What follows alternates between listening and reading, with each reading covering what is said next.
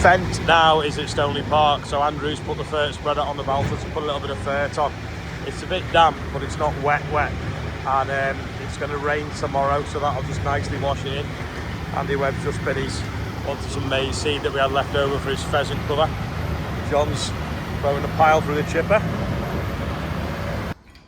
So I think I've had that 20 odd years now, that pipe bender. Just straightening this bar off the rake. We bent a divider on a class combine and the part was like 140 quid. The pipe bender was 70 quid and we made the part ourselves. And then we've used it for loads of things ever since. But it bends and straightens tubes without kinking the pipe. You put the right side shoe in it, like a die.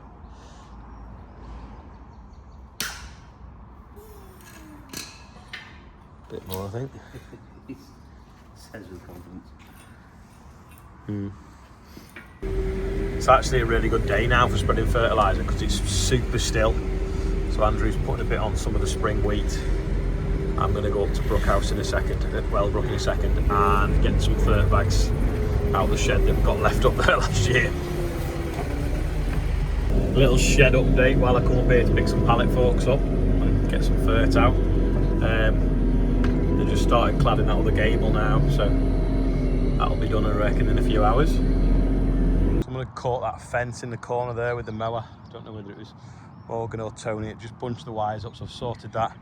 Wildflower strips growing as well. Some of them's come out. Some of the, you can't really see the deep red in this, but if you go a bit closer, you can. Purple as well.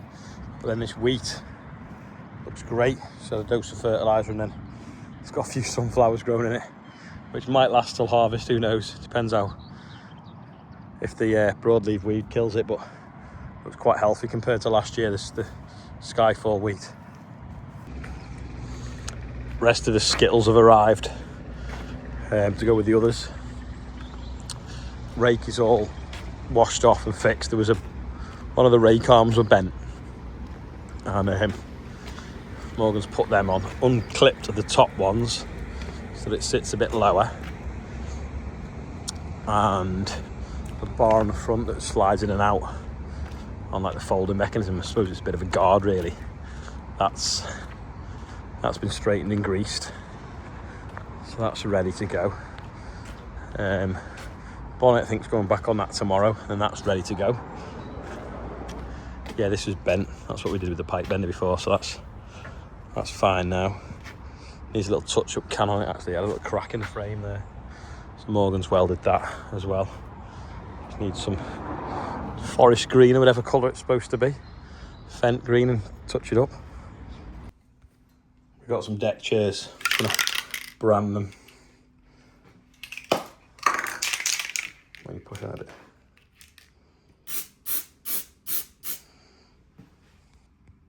Ta-da! What name tags? Ian brought a mower up before. He's just,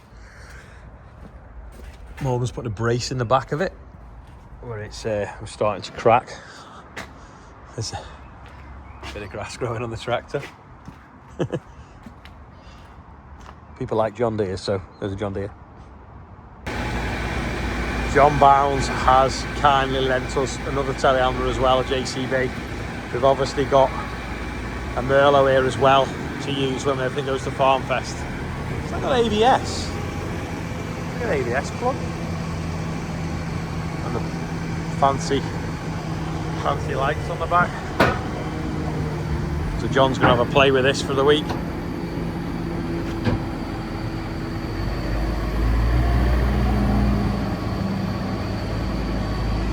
I'm going to take the cherry picker up to Wellbrook, but I'm going to use the other low loader because I don't like taking it up and down these ramps. Whereas the other one's dead flat, so it'd be easiest to put it on. This is probably one of the best things in sliced bread, is them little levers on the back of spill valves now, so you're not fighting to pull pipes out. Or if they've got pressure in them, you don't have to jump back in the cab. Got my new favourite toy on. I'll put the cherry picker on this, and then it's You don't have to go up the ramp and go doo doo doo. It's just bump it on the side or up the little ramps at the front. See if it needs the ramps.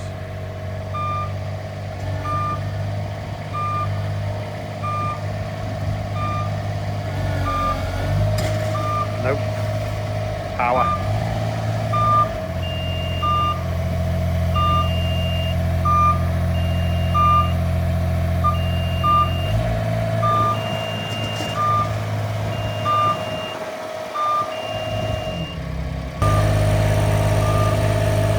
A bit bumpy, so we decided to put the ramps.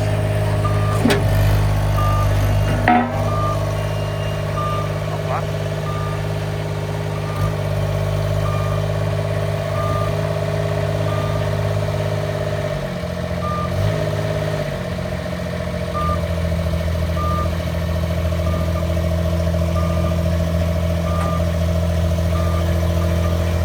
Off we go. Yeah, be nice to see the shed, but even better when it's got a roof on. It looks splendid. In fact, we should be driving it and see. Let's see how big, a bit of a puddle in it. See how big it is. Let me put this inside.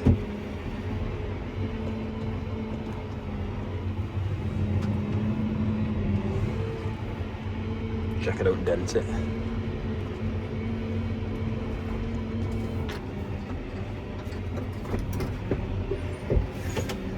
Turn this off.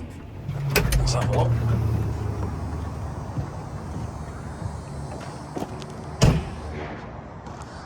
When that roof goes on tomorrow, that's the heat guard stuff and it's clear. I think it's going to look great because it's just going to be nearly this bright as well.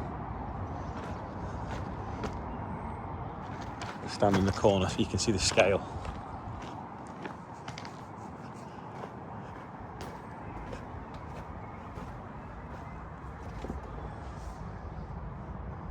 It's cool, isn't it?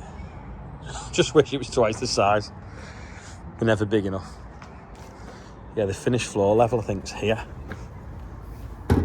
So a foot up. Quite a bit really to go. Just need a bit more stone in, doesn't it, to build it up. It's probably a bit high in the middle, but then if you think these pads, got to put 6 inches of stone on them, track it all in, give it a good rolling, and then concrete it, and then it's a good shed. I'd like to put a concrete panel around the bottom. If we need to tip grade in here in Olly, we could do.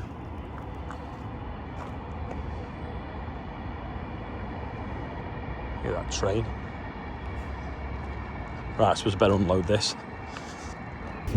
I'll drop the trailer off. But this is what's going to be the door, this end, because I'm going to clad them on the 2 bays. Now I've found out how much the doors are. They used to be £1,700 and now they're like £6,000. I'll put the tractor in the corner while I unload the jolly picker and get an idea then of the size of the shed.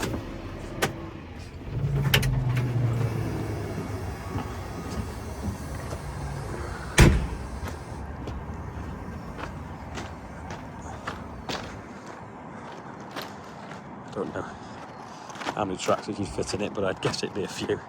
Yeah, see the puddle here? Does need quite a bit of stone really. Have to make a ramp as well.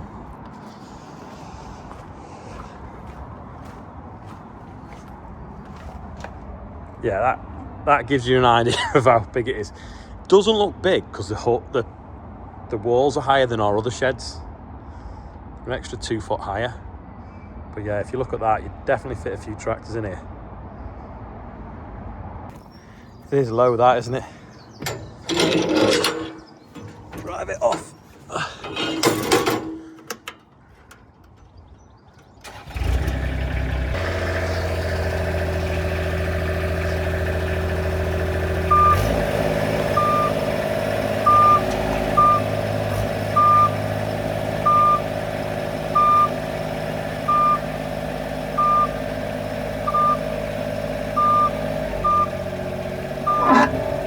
Lift yourself up a bit. So we don't ground out.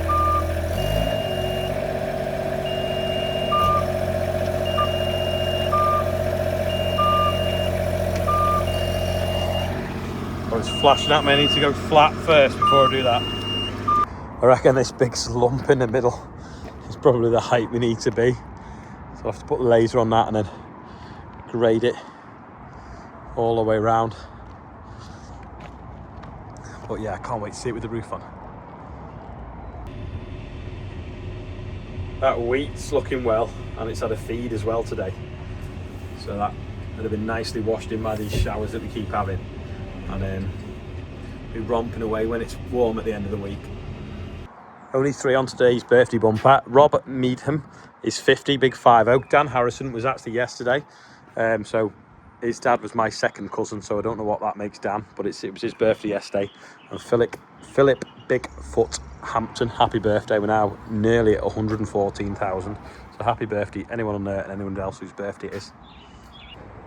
That's about it for today. I don't know what I've done that's been up to that actually interesting. So yeah, sorry about that, but that was just what I was doing today. So yeah, thanks for watching. I'll see you tomorrow.